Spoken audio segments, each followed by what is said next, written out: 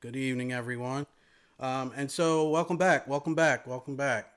For those tuning in, if you're just tuning in, make sure you hit that follow button on Twitch and make sure you hit that like button on We just got Facebook. affiliate status. We just got our affiliate Nice, nice, status. A nice. big shout out. Shout out to Nice. everybody. So, Affiliate status. time to move forward. Keep it moving. Big things are going. Big things, big things. But here we go again. For those of you that tuned in, we had our first panel earlier today where we talked about esports as a profession. But now we really want to talk about esports as a way to help advance our youth. Specifically, the topic of today's panel is around, the topic of esports as a strategy to help possibly curb teen violence. And so Malcolm's going to take a moment and he's going to introduce our panelists.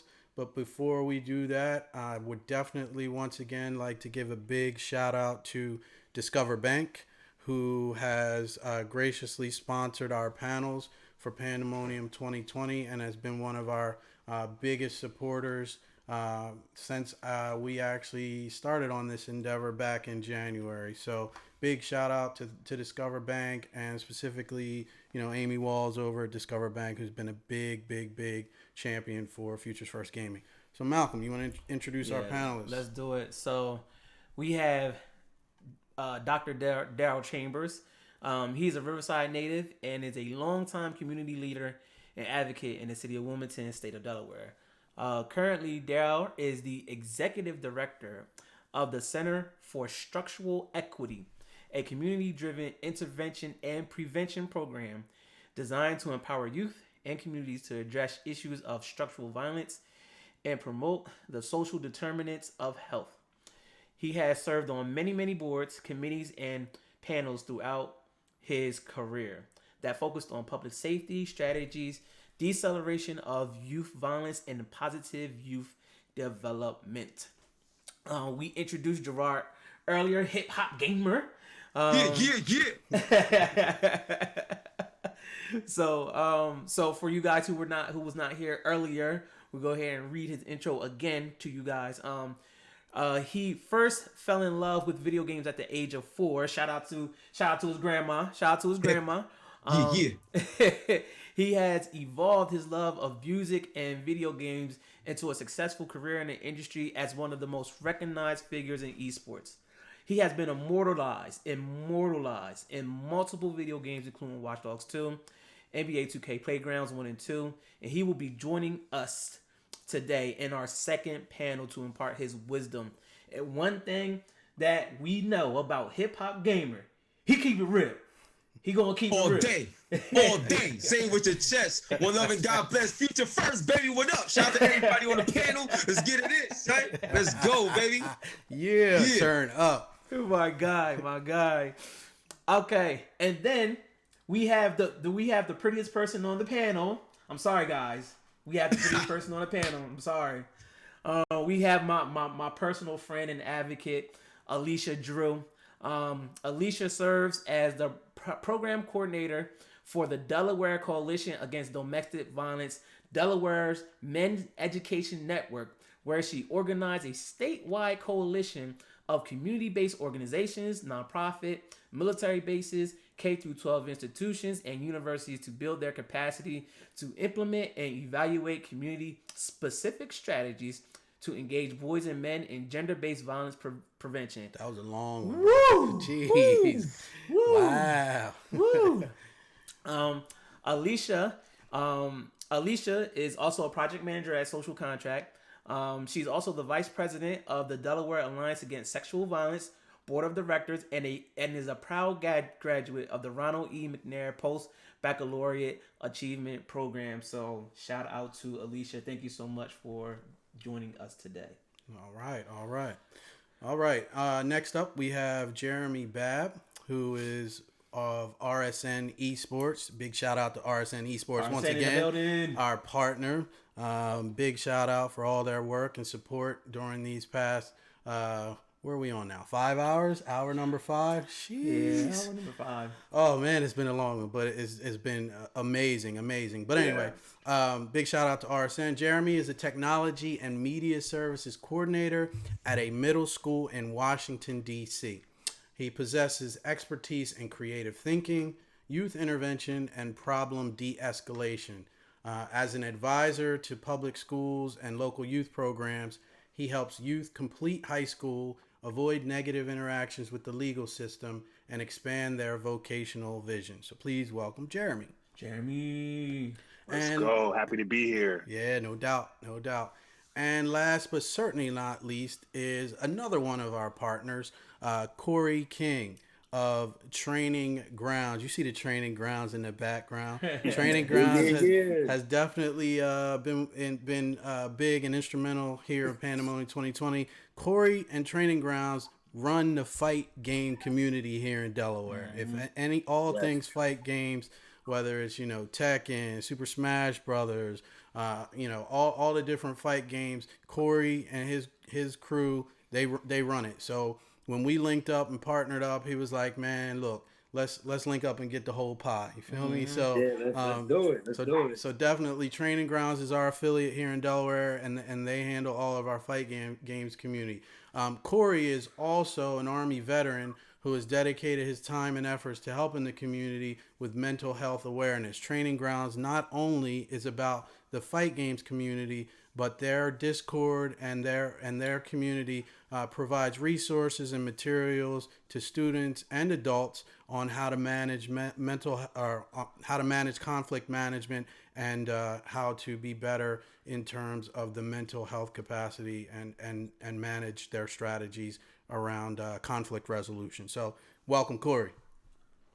Thank you. Thanks for having me. I appreciate it. Awesome. So we're gonna jump right in, and actually I want to put this first question on you, Daryl. Thank you for joining us. So your first question is, tell us a bit about you and your journey. I knowing you're a native Delawarean, you're from the Riverside. Why is working to help youth? How did you get into this space, and why is this something that you wanted to focus on, and why do you keep fighting the good fight? Well, first of all, thank you for having me today. It's always a pleasure to be around people who are devoted and dedicated to the cause of trying to spare our young black and brown men from partaking, being a victim or a perpetrator in violence, right? Real brothers, and I like the fact that you guys keep it real here too. My thing is that I'm the knucklehead of yesteryear of the ones y'all talk about today. So I was the guy who was on the corner busting his gun, got hit a couple of times. So I know what it's like. But unlike some of my friends who didn't make it out, I actually had a chance to go to college. So I have that lived experience that can show some of these guys how to get out of here, right? And still how to make real money too. But my journey is a little bit different. It's a little bit more personal because in 2011, September the 14th, I actually lost my only son to gun violence here in the city of Wilmington. High school graduate, honors, just had listed in the military. Guy shoots him in the back, so I lose my kid. And I remember that night when we were at the hospital, and when they announced that he had passed away, and my boys and I getting together, and we're talking about killing everybody, man. We're going to kill his mother, his aunt, his grandmom, the neighbors, the dog, the cats, the rats, the crickets, we're going to kill everybody. And my son's mother came to me and she said, "Let me talk to you." And she said, "Let me tell you a story. If you was the conductor of a train and you had 250 people on that train and you turned left, you know with certainty that you're going to kill everybody. Will you turn left?" She said, "No." I said, "No." She said, "Well, you're that same conductor on that train and you turn right and only one person died. What decision would you make?" I said, "Well, the one person died so they all can live." She said, "Well, know this, brother.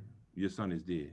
Now it's your job to go out there and save 250 other young black men and families from feeling the same way you feel today. So we don't need no bloody revolution. We need an economic, a social, political, and a cultural revolution. So you go out here and spearhead that right there." And that right there been my mission ever since September the 14th, 2011.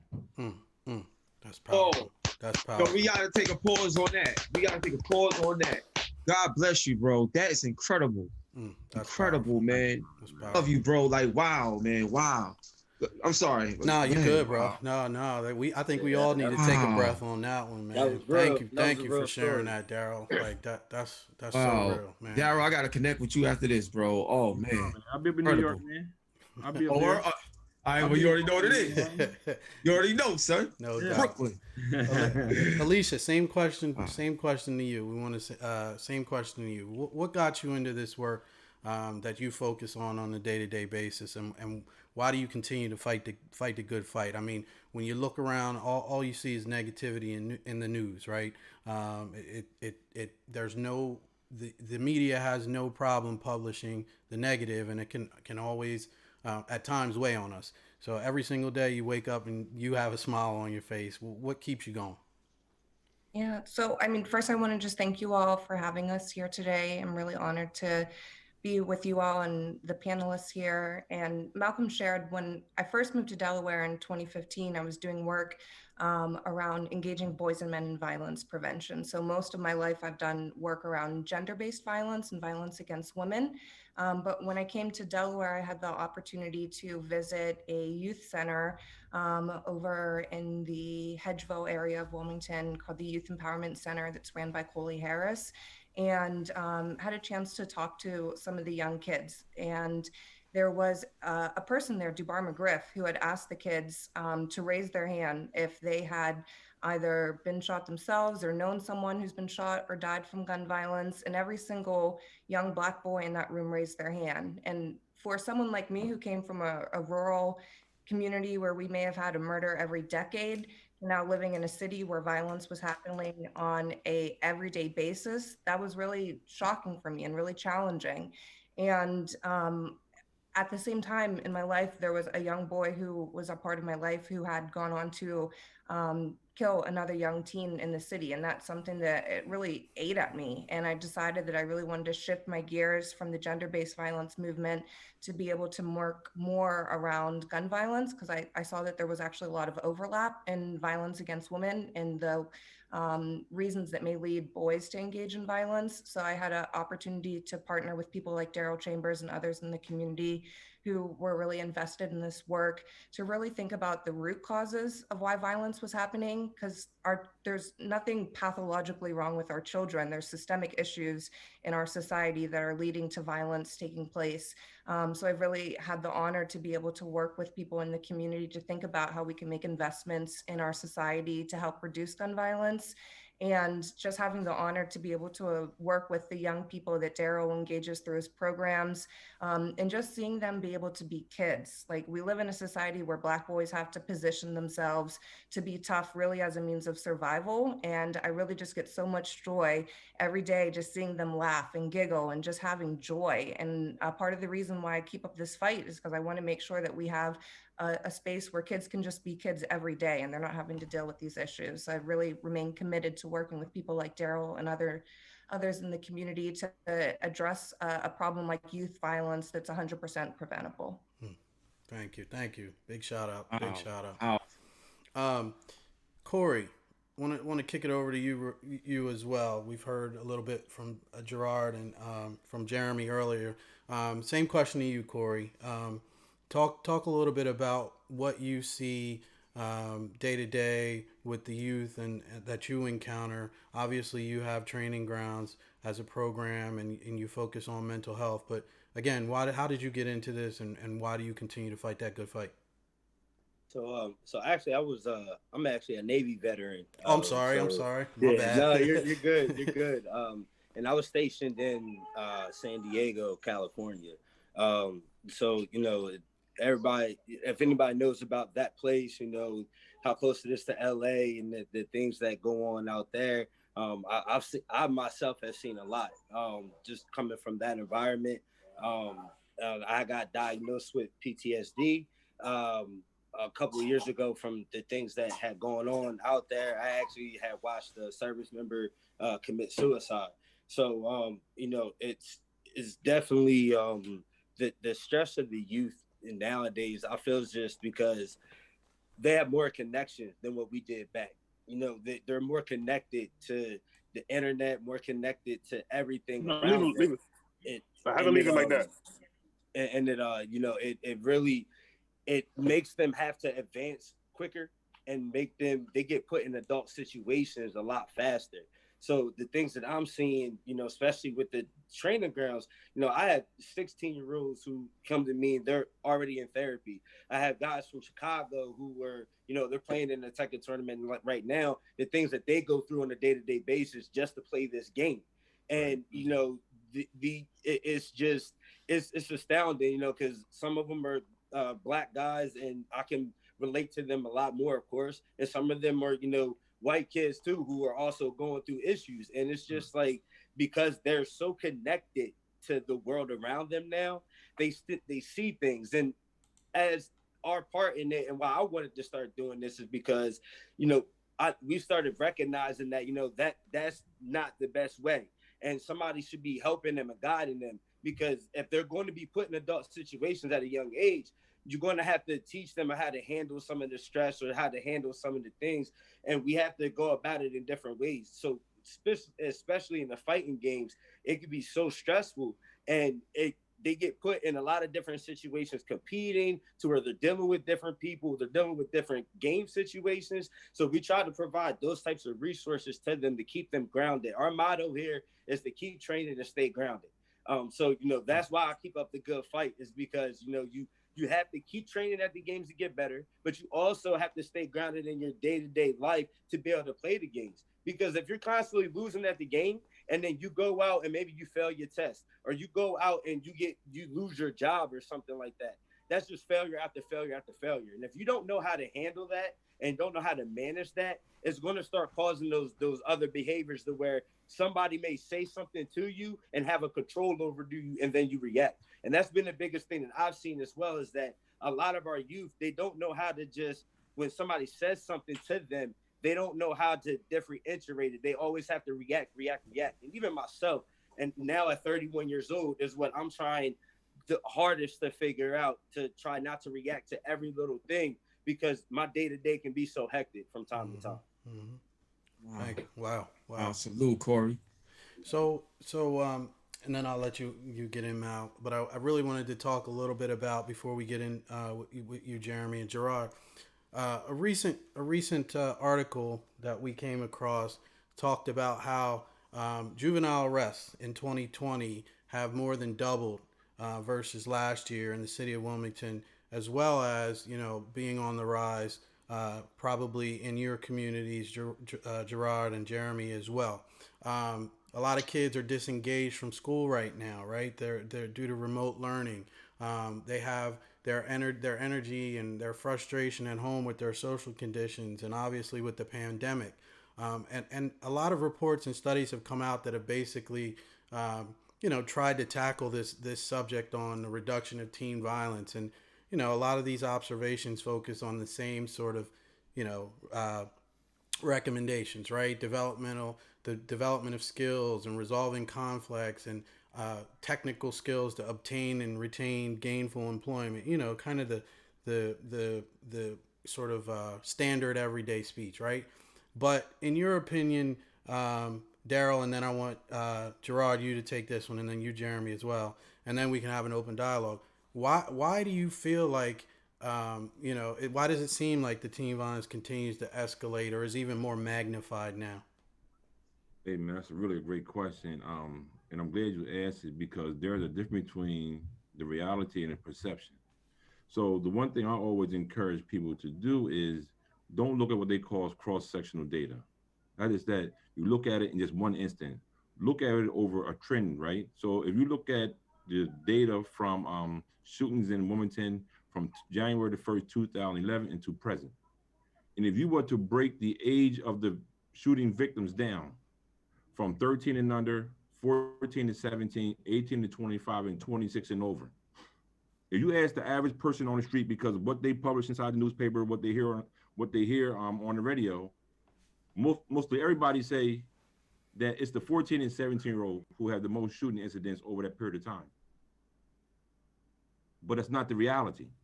The reality is now we're doing this by the numbers now.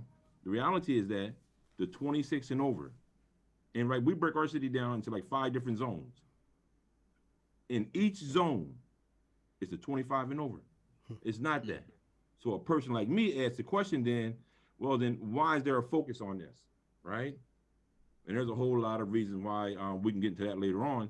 But the thing is this, we as an organization ground our whole work on this basic thing, that structural inequality in the form of a poor healthcare system, an overly aggressive criminal justice system, a lack of jobs, concentrated poverty. If you find them in any neighborhood, you're going to find violence. So when COVID first happened, ask Alicia, I was there, I told them, we're going to see an increase in violence in this town. If my theory holds up correct. Why? Because, you know, I'm a criminologist and we say like, it used to be like, why do people commit crime? But I study what can prevent them from committing crime, right? So there's a theory called social bond, right? And it says that the kids got to be attached to something. There must be a belief system involved.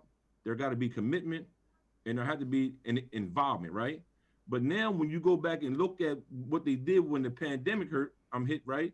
They're no longer in school, so they're not attached to anything. Mom and dad working, belief system. They closed the religious institution down but kept the liquor stores open in Delaware, right? There was no commitment, right? The kid's not involved in anything. So someone like me, from the way I think, I'm saying, well, this is going to happen. What are we doing now? Because my argument is this: it's easier for me to tell a kid not to pick up a gun than for it is for me to convince them to put it down. So my thing is that when it was time of peace earlier this year, and I begged them, I said, hey, y'all, please, let's start looking at getting these kids into some constructive activities now, because when wartime comes, it's a little more difficult to tell the guy put the gun down. And that's what I realized, it's really gun politics. Even though I want to put it down, Corey might not want to put it down. So now that forces me to keep mine on me. You know what I'm saying? So I think that there is a perception out there that our youth, and my thing is that this is no different than the earlier crack laws. If you demonize a person enough in the media, it's easier to punish him, right? But this right here is a thing that we've been facing for years. All you gotta do is the opioid crisis. First thing they said when it was little Janie, they said it's a medical issue. But it was me living in the projects, trying to feed my family, they called me a demon, right? They called me a predator, right? So it's not, so now it's easier for Wilmington to come in now, and when our baby do something, to trial that 14-year-old now as an adult. That's what it's all setting up for, brothers. So I'm saying, y'all watch this right here.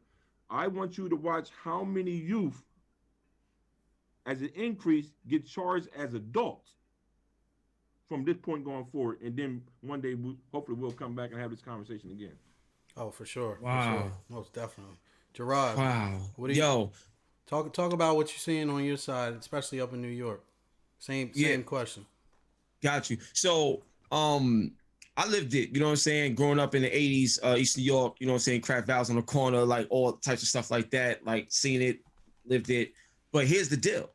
I don't spend a lot of time complaining, wishing, and wondering. I always figure out what can I do and go. Like, you know what I'm saying? Just make it happen. So in 2017, right? I want to give a big shout out to my peoples over at Logitech. In 2017, when I was talking with Logitech, you know, these big tech companies, you know, in the gaming space, and Logitech, obviously they heavy, you know, with esports as well. You know, we was talking real talk. Like we had a real conversation. Forget the games at the moment. We was just having a real conversation. And my boy Ujesh, his daughters was met with racism the moment they went online to play a game. So it was one of those situations where it's like, well, dag, like something that I love to do so much and share with people, I can't even have that. Like, you know, that's the way it kind of came off.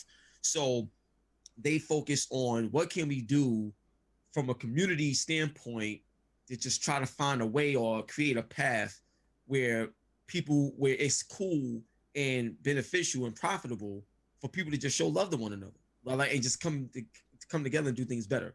So I created this program called Gaming and Guidance, right? I've been doing this since 2017.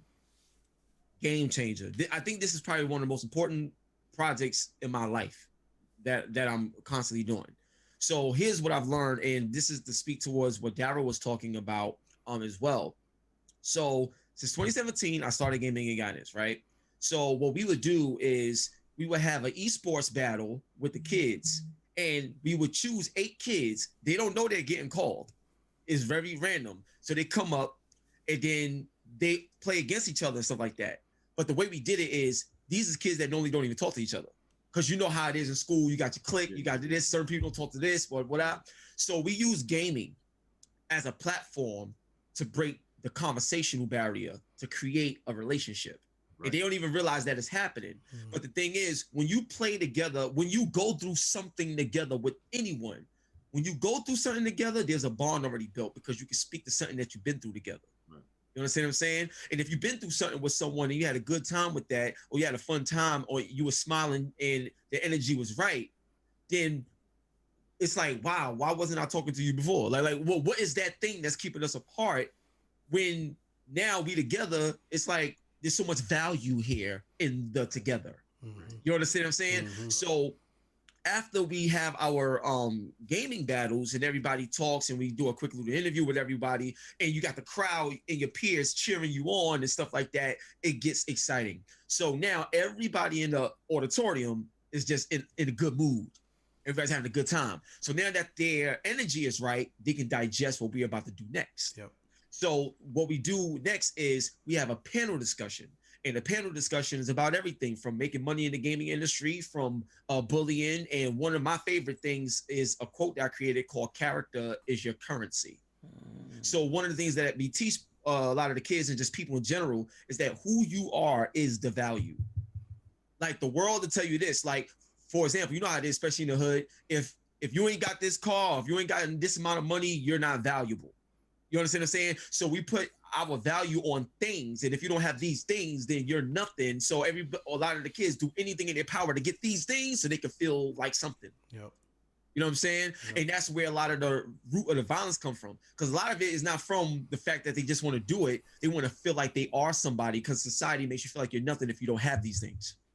So one of the things that we do with, character as your currency is letting them know that who you are is the value. So whether you have Gucci or whether you have some $5 joints from the Walmart, it don't matter. Who you are is valuable. The relationship, who you are, you're a person, you're amazing. So once they understand that and they around people that feel the same way but was afraid to speak on it, comfort comes. And then they get comfortable being who they are. And then they start to realize that comfort creates the cool factor. And then now acceptance happens. You understand? Yep. So with our gaming and guidance program, it's literally a pathway to you appreciating yourself and loving yourself for who you are, and not allowing yourself to be, not allowing your value of yourself to be determined by the world and society and the way they think you should be. Right. And then, so that's one of the main barriers that we break right then and there with the gaming and guidance program. Then after the panel discussion, we have our final battle and stuff. And then after the final battle, the kids get their prizes. Everybody is dismissed. We taking pictures and the energy is different. And from what the principals and guidance counselors has told us, they was like, yo, we never seen anything like this before, because kids that never used to speak to each other now, and they speak to each other like after we leave. Like, you know what I'm saying? It's like a relationship was formed. Yep. You know what I mean? People that had beef with each other in the school played a game together and won together. Now they're cool. Like, oh man, like it's incredible, yo. I'm telling you, it's incredible to witness it, because what my grandmother gave to me is what I'm giving back to the world. So to see what my grandmother gave me and affect people of all ages, from all walks of life, it brings tears in my eyes. It's really powerful. So the last thing that I would say towards the gaming and guidance thing, and how esports is a way to curb that violence and stuff like that, is we added more layers to gaming and guidance. Another layer that we have is this layer called checkpoint.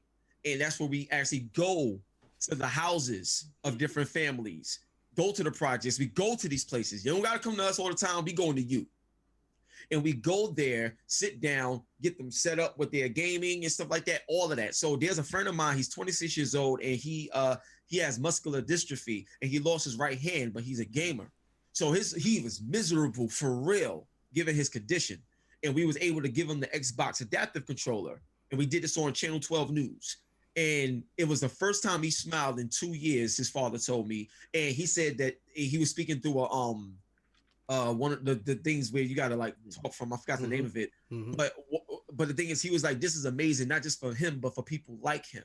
So at the end of the day, that's my give back, you know what I'm saying, literally to the world, my gaming and guidance program, because I've lived it and I've seen it happen in others. And I think that's what the goal is, create a path to make kids love themselves and appreciate themselves and value themselves outside of what people think they should be valuing in terms of the things in the material stuff. And that right there, like what Daryl said, in terms of making that right turn, instead of a bloody revolution, you can make things better for this generation and the one that comes after you. Because sometimes when you let go and let God do his thing, even though that was a major loss for you personally, what you gain to impact the world and other people will be stronger in the end. Thank you. No doubt. Jeremy, real quick, want to touch on a couple of things that both Gerard and Daryl touched on, which I think fits and dovetails nicely to one of the programs that you guys do down at RSN Esports, right? Daryl talked a little bit about, sort of the way the justice system is set up right now, right? And we've talked about community relations with policing and sort of the bias and just kind of how the system is really kind of set up to not allow our youth to really flourish, right? So one of the programs I know that you have down at RSN Esports that integrates with what you're doing with the kids in the schools as well as gaming is the Cooling with Cops program. Can you talk a little bit about that?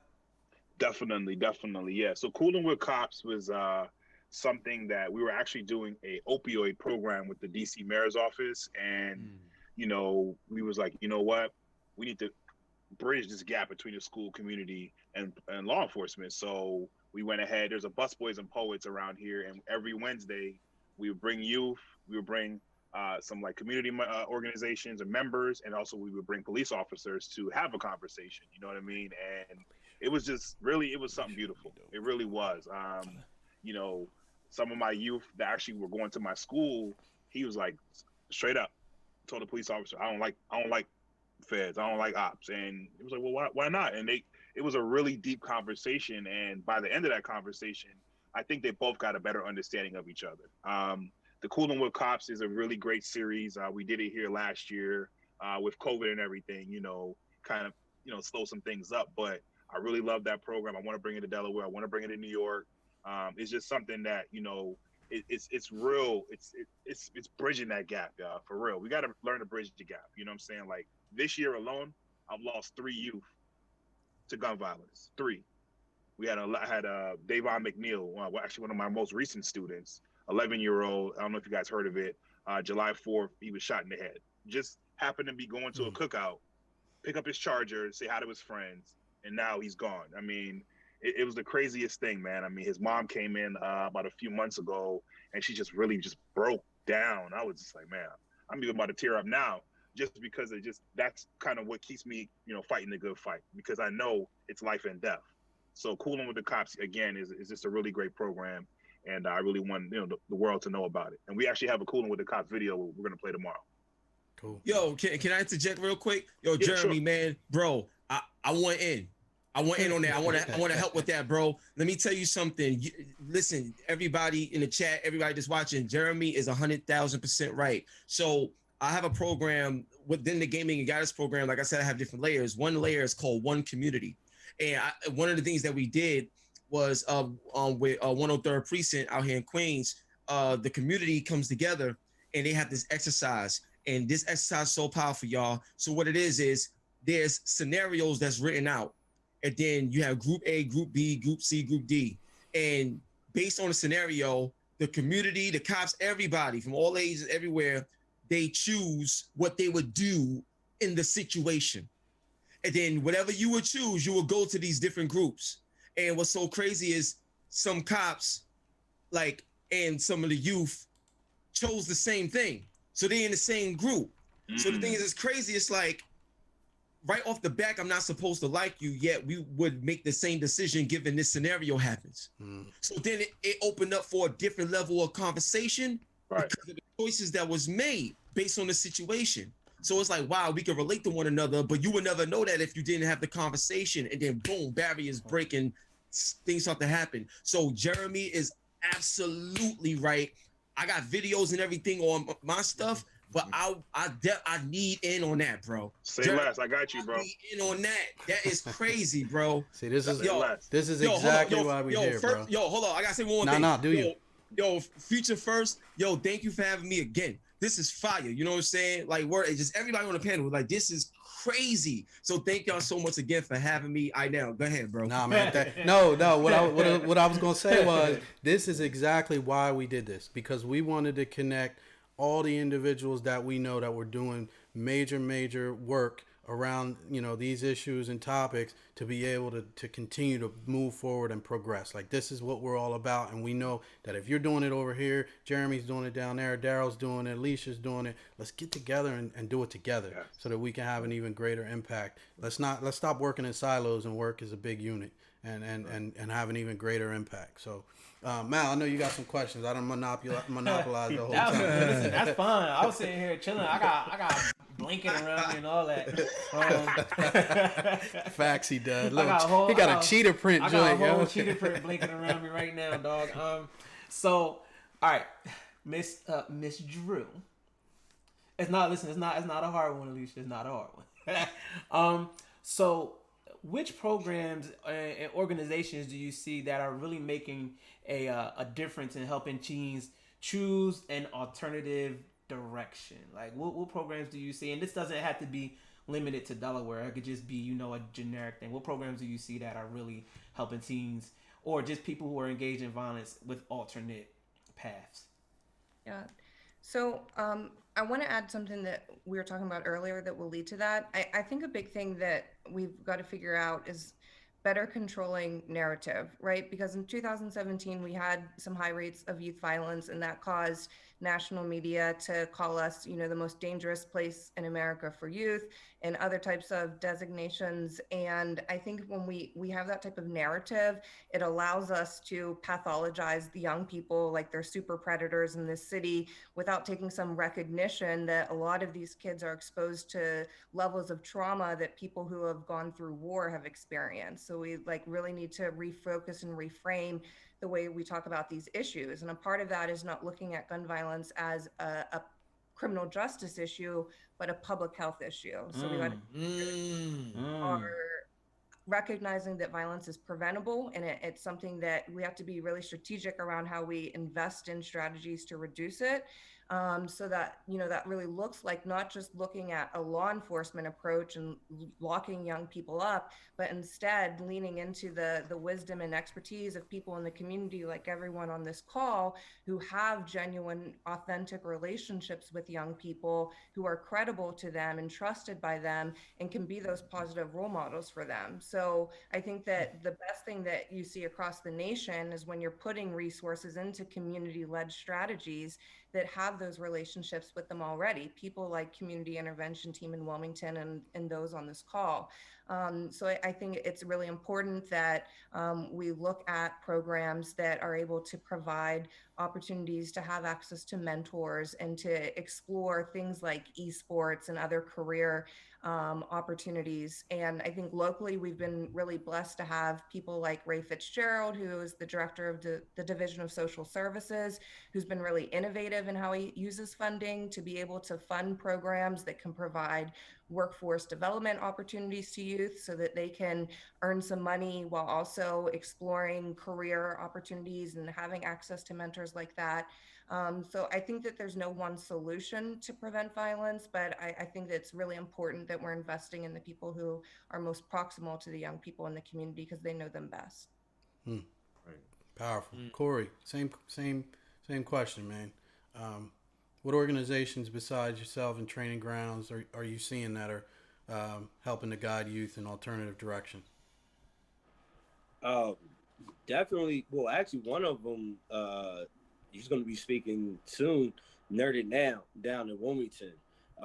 They have a workforce development program that focuses on bringing kids in, from underprivileged societies, just specifically like in Wilmington, and I've met some of them guys in there too, and it helps them get into a career to where they can either own a store or they can become a part of electronics. And most of the guys in there play video games, so I've been in there and talked to them. They compete in tournaments. They've actually helped me do a lot of things. They're really geared, and it seems like those types of programs that what Nerded Now is doing is kids are starting to run to it. And even, Future's First Gaming, just as well as you guys, anybody that right now that has some type of gaming or some type of, engineering and electronic focus is what is getting the youth to be engaged more. And and it's so easy to be engaged because they're having fun doing this. It's something that they like doing and that they generally excel at as well because of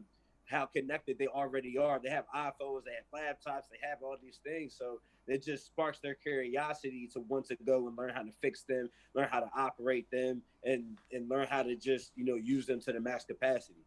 Cool. All right. Can I? Yeah, go ahead, Daryl. So here go the one thing that I would recommend that all of these grassroots prevention programs have in common is that we teach our kids about economic development. The one thing that I say to our kids is this, right? Because keep in mind now, I'm coming from a participatory action research model, right? So I'm trying to teach our kids research at the graduate level, right? I'm not dumbing nothing down for you, right? I want you to know that there are people controlling your narrative. As Alicia said, it's $1 billion industry studying Black and brown men. So if we can control our own narrative, we can control the money. So one thing I tell them is that if you have the last pair of sneakers that Kobe Bryant had, how much money would it be worth, and why would it be worth money? And before they can answer, I jump in and say, it's because it's rare. Everybody wants them, right? So there's high demand for them, but it's only one. So they're in short supply. So when I'm down at the University of Delaware, in the Ivory Tower, the University of Delaware, your voice is needed, right? Your voice is wanted, but it's not there. I say when I go to the conference and I'm looking at the national conference down at Harvard or down at Brown or even over at Columbia, your voice is needed, but it's not there. I said, even when I go to the city council, they're looking for your voice, but you're not there. So that tells me that your voice is a commodity. Your voice is worth money. Why? Because it's in high demand and short supply. That means that, so I try to teach them that, hey, now let's go out here and get some money, right? I want you to be able to tell somebody that your going rate is $200 an hour, a minimum of 2 hours, $100 each subsequent hour, right? Because that's how valuable your voice is. And I think that all the programs that I've been a part of, where they have that kind of intentional focus, that you can make money, you are money, get the research, right? Unionize the research. Don't let people come from University of Delaware and say that they're gonna do a research program. No, we're gonna do the research program, we're gonna get the money, and we're gonna be the controller of our own narrative. Because right now, let me tell you guys something real quick. A lot of our programs here that's community-led are funded to fail. Wait, say that again. Funded to fail. Funded to fail, brother. I got you, brother. I got you. I got you, Brooklyn. Listen, all right?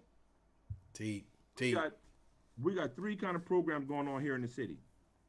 One is called GVI, that group violent intervention stuff, right? David Kennedy stuff, right? Classical deterrence theory. We're gonna lock you up with certainty, move you through the course swiftly, and sentence you severely, right? Guess what the funding is? They're funded for success. They're fully funded. They got a hospital violence intervention program. Just like that right there, right? Going out there and fully funded. The grassroots stuff like my own, bare knuckle minimum. Bare knuckle minimum, right? but they still, when it comes down to the outcomes, they still expect the poorest people, right, to make the greatest sacrifice. So we're not even held under the same level of scrutiny as the GVI or the Hospital Violence Intervention Program. No, right? And guess what though? And soon we make some success, guess what they do? Cut the funding. Oh, we cured it, right? But y'all know how viruses is. If you don't take all your medicine, what the doctor say? It can come back worse. Yeah. And that's what happened, brother. And I'm telling you, man, we've been funded for this. This is not our first round. We did it before. We cut it, and guess what they do? Oh, well, then we don't need them no more. Wow. We can't even get funded now to get guys who are out there sacrificing their lives. We can't even get them full medical coverage. Wow. We can't get full-time workers, man. We just started getting it. And Alicia, I thank you for all the work that you have done to get us to where we are today. But there's so much more we got to do, man. We got to have these guys on 24/7 because violence don't take off at 5. Not in my town. I don't know about your town, but in my town, violence don't take off at 5. No. Right? Matter of fact, violence will knock on your door 2 in the morning. 2 in the morning, yeah. Absolutely. All day, every day. All day, every day. It's always, the devil's always working. So, yep. Always. So I'm telling y'all right now, y'all, if you ask my young guys and the guys who work with me, because we're data driven. They know what age group is most likely to get shot. They know what time of day they're most likely to get shot, the day of the week they're most likely to get shot. Because my thing is that if you don't know the data, because it's not the old grandfather back in the 90s type of gun violence program where it's all about compassion, and we're just gonna hug our way out of this. No, man, we went to the universities and got some science behind this thing. We doing some real stuff, man. So we come with the compassionate argument, but we also come with the science behind it, right? We got young guys, right, who come out of the projects, was named the 2019 Hospital Violence and Prevention Specialist of the Year over in Sacramento. So we got guys making it, man. But guess what? It don't make the paper. Not at all. You guys said it earlier. That don't make the paper, man. But sorry, man. Cause No, bro. This is amazing. We'll be here tonight. This is we'll be here at 9 o'clock, brother. So it actually leads into our next question, which is obviously, Gerard, you talked about your gaming guidance program, right? Jeremy, you talked about the Cooling with Cops program. But what else? What else can we, the gaming community, do to help, right? Like, in addition to having things like this that get out the awareness, in addition to having programs that are on the ground like Gerard's and Jeremy, what other ways can the gaming community do our part to help? And then what should local leaders do to support? So that's a great question. So Eric Adams, he's the Brooklyn Borough Hall president and stuff like that. So that's my guy. So speaking with him like last month, I'm still trying to put things together for 2021, but he allocated all his resources for me to use for gaming programs, gaming internships, jobs, like everything, like to actually build out a pathway into that. So I think that when Daryl was talking about the fully funded versus funded to fail, that's the difference. I think that we have everything that we need in terms of infrastructure and how to build it out, but without the proper funding to sustain it and then allow it to grow so it can be something that's normal that people can champion. Because let's keep it real. Like, let's look at the Knicks. You got a lot of people that's Knicks fans, right? They ain't winning no chip, bro. Like, you know what I'm saying? It ain't happening. You know what I'm saying? It ain't happening. So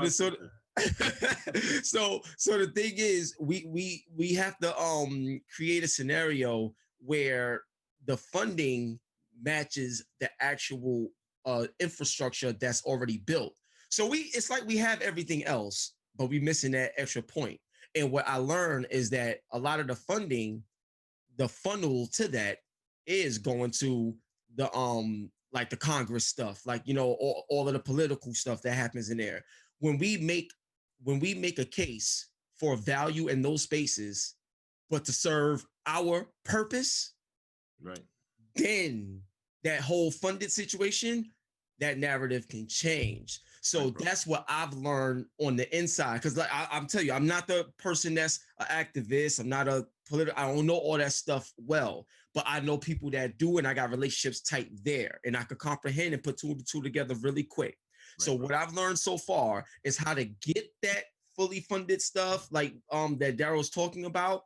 I'm learning more of that, but I got enough to know where to go.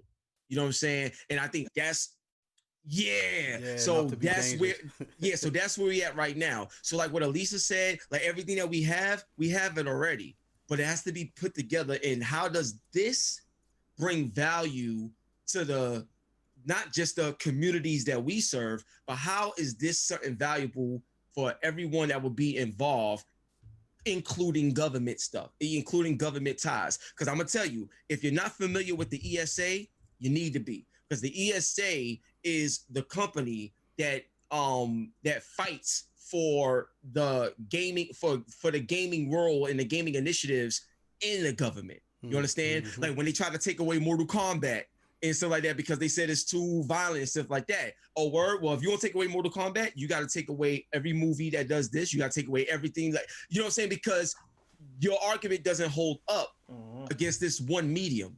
So what I've learned is, if you can't do this, then that means you can't do all of this. And all of this is in their benefit. So it's necessary for them to keep this for they could keep theirs. You understand? So what I've learned is to change the value, where it's not just about us, but how can we bring value to them and let them see it? Because so funding us helps them. So now we're necessary to have the same equality. Yep. Right, bro. Yep. Okay. Alicia or Daryl, here in Wilmington, I mean, what do we need to advocate in addition to funding it, which is obviously a really significant. That's always obvious. Piece that Daryl and Gerard talked about, but especially in Wilmington. Like the beauty of Delaware, right, is the fact that we're so close to our local leaders and able to actually meet with the governor or the mayor or congressman or whatever. Like you can run into them in your local downtown coffee shop, right? If we get that opportunity, what should we be telling them? Either one of you guys. Alicia, okay, you take it. Alicia, you take it. Yeah, so Malcolm shared earlier in the introduction, I've been working with an organization, Social Contract, which is a consulting firm in Delaware. And for about the last year, we've been really looking at how we can bring together partners to collectively respond to gun violence, so that we're working in partnership with law enforcement, hospital systems, community-based partners like Daryl and others, so that we can all respond to gun violence. And a part of that is making sure that there is the right amount of investment, particularly in community-led strategies to reduce violence. So I think that that's a big thing that we all should be advocating for. I think it's also important to consider looking at prevention, to have esports in particular is a really great opportunity to engage youth, right? So I'm kind of the nerd maybe in the group, but when the Center for Disease Control and Prevention came to Delaware and did an epidemiological report on gun violence in Wilmington, they were able to identify common traits around people who committed some act of violence. And one of them was, a lack of engagement in school.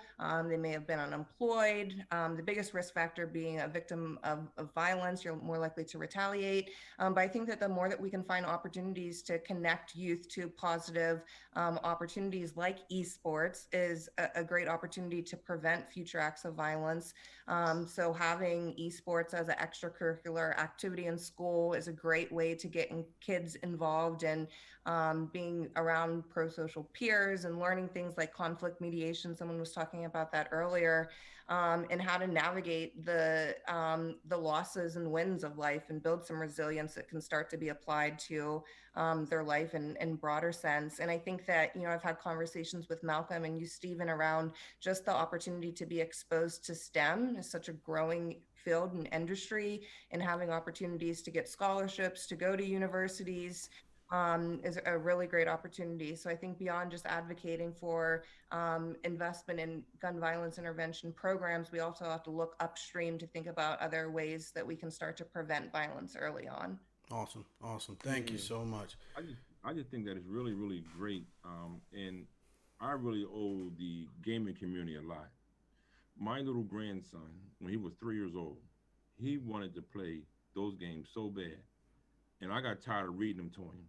he learned how to read just by being on the games. So when people say, "Oh, the games, this, the games that," and I'm saying no. If we tailor it correctly, our kids can get a lot out of this. Now, let me tell you what he did the other day. So we're sitting there. I'm in the meeting with all the big heads down from the University of Delaware. And he said, Pop, can I ask your friends a question? I said, yes. He said, before COVID-19, I was playing my game in my room. And y'all told me, don't look at the screen for 4 hours straight. You've been there for 8 hours straight. You're going to hurt your eyes. Well, how come now it's okay for me to sit virtual in the classroom? Ain't nobody talking about the screen hurting my eyes anymore. Wow. You see what I'm saying, though? And and the youth shall lead them. I love what you just said. Yeah, I love what you said. Daryl, because like I said, it goes in collectives. If a group of people that's in a position of power that has a certain thing or whatever it is, money or whatever it is, when they say something, then everybody's going to follow that, regardless if they believe it or not, that they got something you want. So you're just going to go along. And that's the problem. And that leads me to something else I wanted to say on top of that, because this is incredible. So the change of environment. So I give you an example of what I mean. We could do all this amazing stuff. But at the end of the day, kids still got to go home. Right. And if your home ain't right, it is the ultimate contrast to what you're trying to give and fight for them to have. So I think that it's not just about kids, it's about the family. Yes, bro. As a whole. Because see, the thing is, if you take a kid and you give them so much, at the end of the day, their connection is going to be closer to their family, their mother, their father, or whoever is their caregiver or whatever. You know what I'm saying? Whoever's feeding them every day or whatever it is. So let's say that particular person says things or does things that goes completely against what we're trying to create as a positive for that child or whatever. Right. It's hard to win that battle. Right. You know what I'm saying? Yep. So I think it's more than just the kid, but it's the family as a whole. Because what I said earlier with the gaming and guidance thing that I do, we go to them. It's not just the kid. We have talks with the family as a whole to educate them collectively to understand how important this is, so that even when they leave from us, they getting what we left with them is being magnified at the home. Right, bro. So when they come back to us, they're better than ever. And then we can actually be successful and have case studies and then be like, this is why we need to be fully funded. Because we're doing things that you wasn't able to achieve because you just targeting this individual for a moment. We targeting their lives and their livelihood through their family. You understand? That's the difference maker right there, in my opinion. Yo, this panel has been dope. I can't even front, man. Every one of y'all has just dropped gems and knowledge and if I can get a piece when we get a chance, I wanted to tap. Oh yeah, yeah. No, do your thing, yo. Look, we coming back to everybody. So look, get in, bro. So look, this is what I want you to do.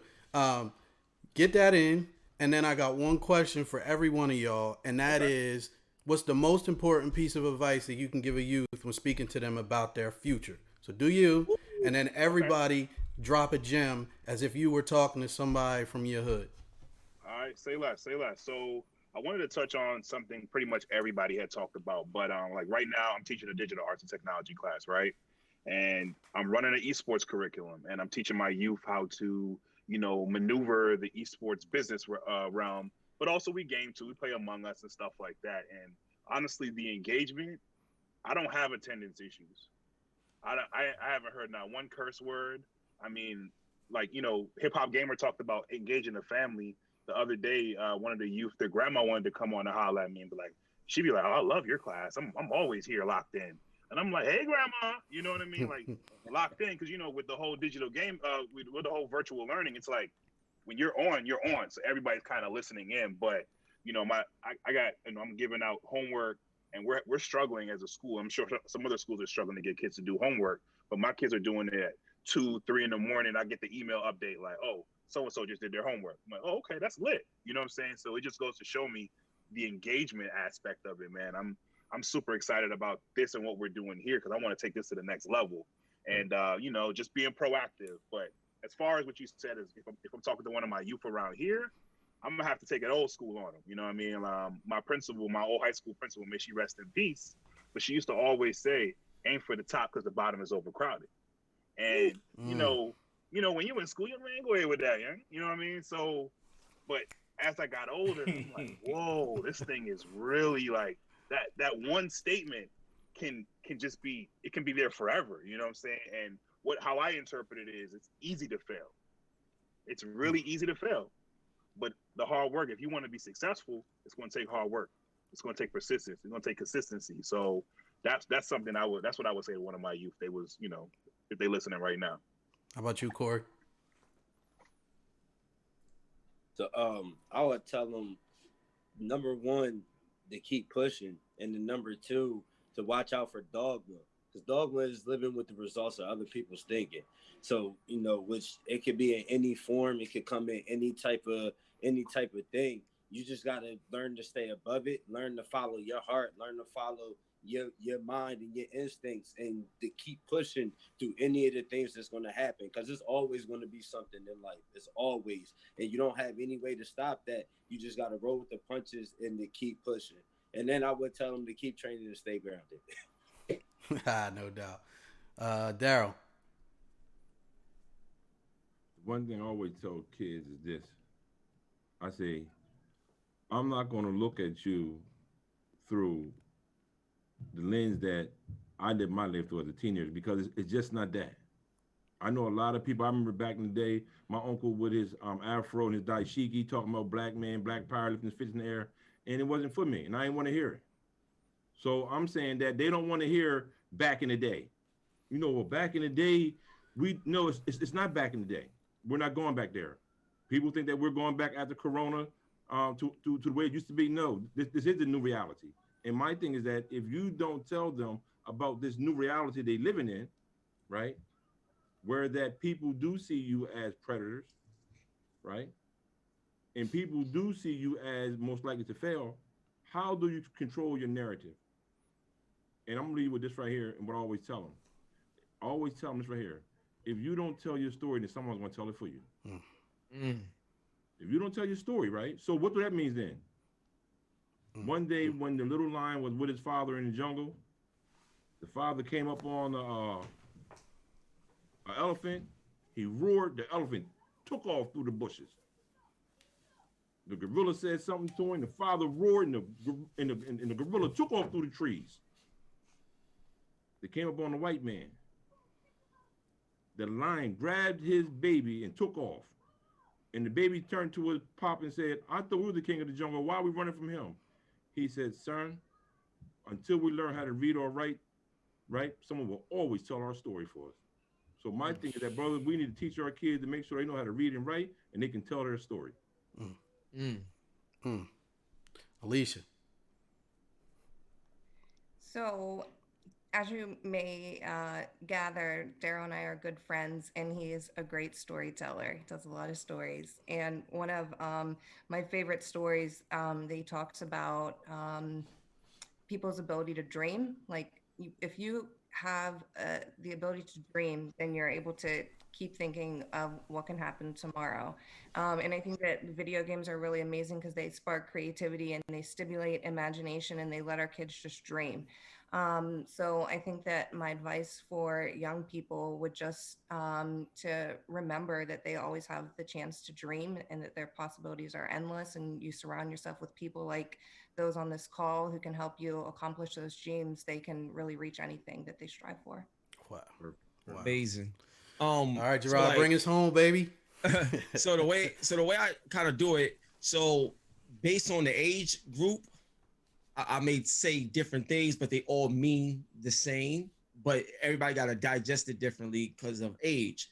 So like, let's say kindergarten, you know what I'm saying, to like, sixth grade or whatever, something like that. Just trying to, give y'all context. So, I asked them, who do you love? And a lot of them say, "Oh, love my mom, you love my daddy." It's amazing. So the thing is, they love you too, right? Like, yeah, I know they love me. Hold on to that love, because that love will allow you to be great in life. And then they like, wow. And the thing, because at the end of the day, as a child is growing up, and me, my son, he, just turned 7. I realized how important the love structure in the home is. You understand what I'm saying? So y'all may not know, but I never met my mom's. You know what I'm saying? I never touched her in my life. Like, I don't know my mom's. Like, she had left when I was, I think maybe, like 1, 2 years old or something like that.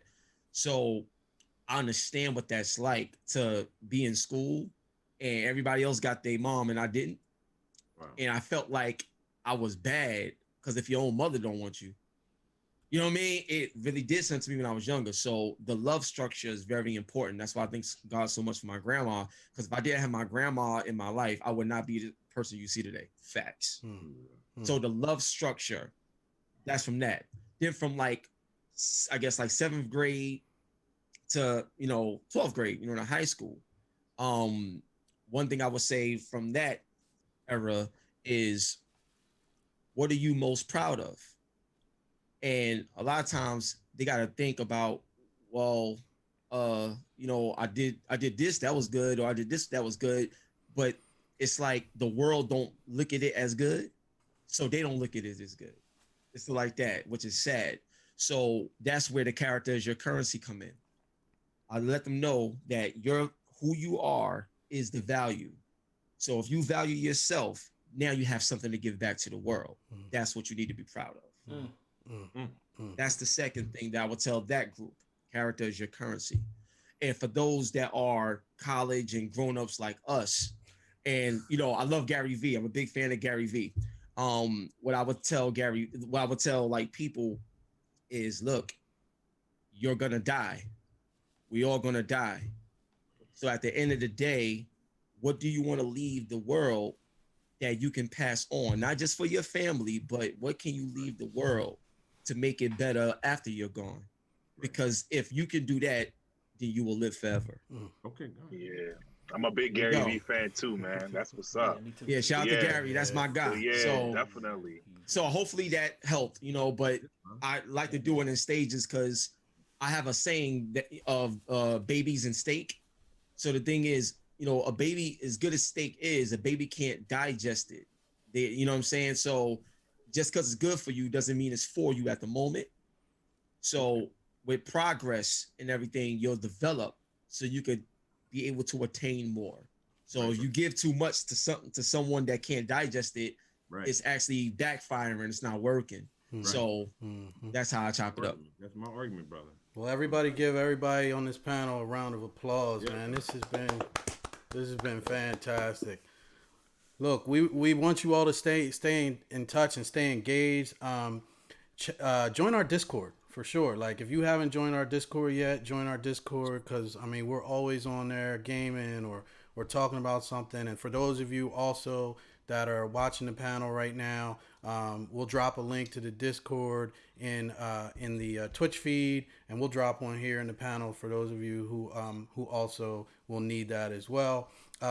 But on behalf of Futures First Gaming, Alicia. Wait, what? Drop it. What? Oh, we gotta drop it again. Okay, we're gonna drop it again. All right. We are proud to announce that Futures First Gaming, just 2 days ago, was recently nominated by Technically for Business of the Year award for the state of Delaware. So everything that we're talking about here, thank you. Everything that we're talking about here is a step in the right direction to elevate esports. And if we can win that, it just says so much about the importance of this opportunity, especially as it relates to our mission to get more black and brown kids into STEM and give them greater opportunities for futures. Like we like to say, man, futures first start with gaming. So we ask everybody to please go vote for us. We'll drop the link again in the Twitch. Go vote for Futures First Gaming for Business of the Year in the state of Delaware, because we really are honored to have received that nomination, but it'll put us way over the top if we can get that award. big shout out to the whole team, the whole squad, the FFG squad, the RSN squad, you all for coming on the panel here this evening. And we hope everybody has enjoyed Pandamonium 2020. We still got about 2 hours worth of gaming today. We still got tomorrow. We got another panel tomorrow. We just want to say thank you so much for participating, and God bless you all. God bless you too, brother. Thank you. God bless, bro.